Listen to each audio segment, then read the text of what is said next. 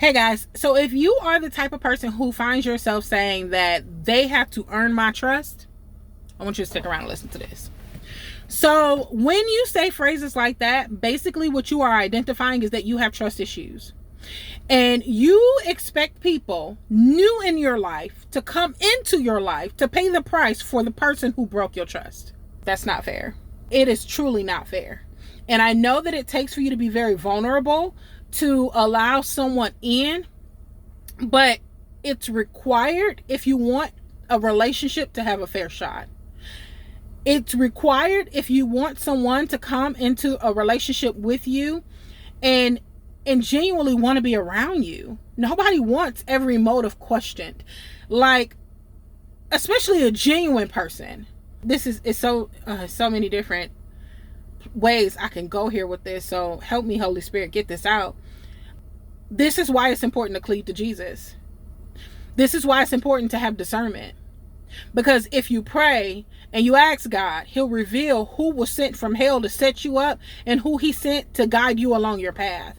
It's so important to operate in discernment, because when you allow trust issues in, you chase purpose people that God has put into your life to push you to purpose. You chase them away, because someone who knows who they are and their worth, they're not dealing with someone who they feel like they got to battle to love. It's not fair to have to battle to love you. And the person who hurt you, they're probably far removed and gone now, right? Like, trust them until they show you that you can't trust them. And I know that probably sounds really hard to do because you'd rather guard your own heart, but that's God's job. I had to learn to let God fight my battles, like in real life. But that means that you need a serious prayer life. So in my marriage, my husband has an amazing testimony. But one of the things he had an issue with was trust, big time. I mean, the people he loved most, the people he thought he could trust with his life, backstabbed him. And so it made him have trust issues. And me, the broken girl with daddy issues, came in, and I thought that if I showed him I was different, he would understand I'm not like them, right?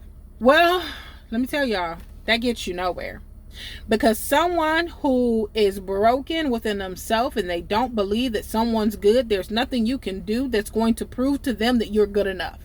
I remember a season in our marriage where I kept telling my husband, I was like, listen, I'm giving you me in black and white, but you keep looking for the gray area. And he did. Every time I did something good, it was almost like he was looking around the corner. When's she gonna switch up? When's she gonna change? And it drove me crazy. It actually made me resent him. And then it was how we were not holding on close to the cross. So let's just keep it real. We were trying to figure out two broken people in the world, and it just did not work. Because what did we do? We leaned on our own intellect, our own experiences, our own fleshly desires. We did everything you shouldn't do. So our marriage is truly a testament to the goodness of God. You understand me? But like, it made me resent him. It made me not trust him, because if you don't trust me, why should I trust you? Right? It just literally made me begin to ultimately step out of character, because I was tired of proving that I loved him. I was tired. And so it's not someone's job to heal you.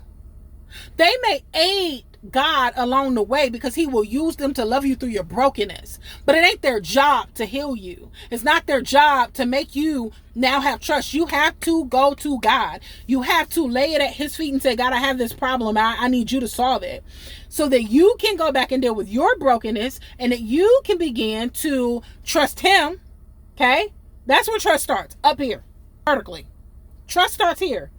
It can never happen horizontally, I can't even talk, until it happens vertically. Like, it has to be between you and God. It has to start there first. And then you will have the wisdom and the discernment to know who belongs in your life and who you can trust in him, through him.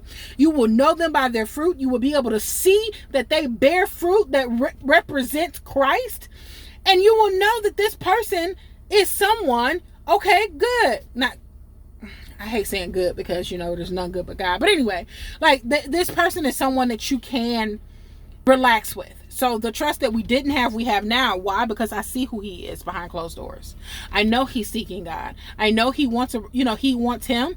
And therefore we of course want each other because we fought for it. We didn't have to do this, right? So at the end of the day, I said all this just to say, nobody can heal you, because no matter how much they try, until you acknowledge that you have brokenness and seek the Father on it, you will push people away. And you will ultimately traject what you believe is going to happen.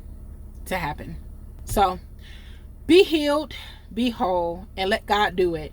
And then, and only then, will you be able to allow men and women into your space and trust him to show you what you need to see to be able to deal with them.